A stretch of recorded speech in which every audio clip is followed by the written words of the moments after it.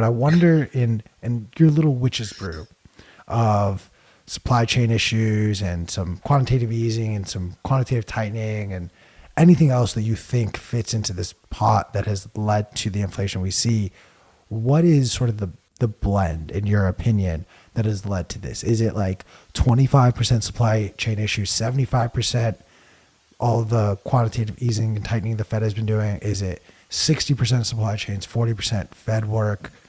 Talk to us a little bit about what you think is causing this inflation in just your opinion. None of us here are actual economists. Well, I mean, and the actual economists are completely wrong all the time. So I would say I think the quote that comes to mind is inflation is everywhere and always a monetary phenomenon. And it is a monetary phenomenon.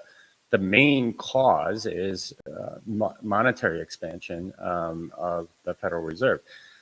Sometimes that could be offset by additional demand coming from all over the place, and you sometimes have that, especially with dollar as the reserve currency and so on. But this notion that it's greedy corporation and else that's actually causing this is ridiculous. I mean, like one of the things you pointed out was supply chain disruptions. That's caused almost directly by inflation, because think about what happens. You expand the money supply. There's more money chasing the same amount of goods. So everywhere up and down the supply chain, you have these goods, like half finished goods and things like that you have to buy as part of, your part of the supply chain. You get some inputs and you take outputs. If the inputs cost more, then you can't make profit selling at the same price. So the prices rise all along the supply chain. So what happens? Well, if you're one of the customers, you're not going to be happy about a price rise, because you were planning on the price staying the same. So, you're going to say, I don't know if I want to do that. Right?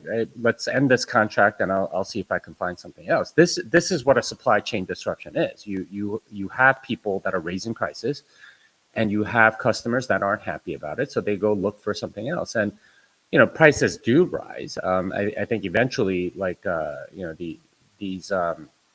each company along the supply chain recognizes that, okay, well, I'm going to have to accept the reality that prices are going up, and they just charge more on their end, and then their customers end up upset, and you begin the whole cycle again.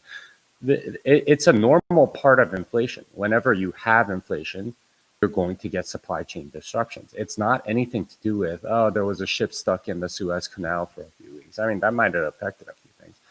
But ultimately, the real reason is monetary expansion. You have price signals that are not communicating properly. You have people that planned on the previous price that are having to adjust everything. And this is, all the plans that everyone makes has to get kind of rejiggered. And that's what a supply chain disruption is.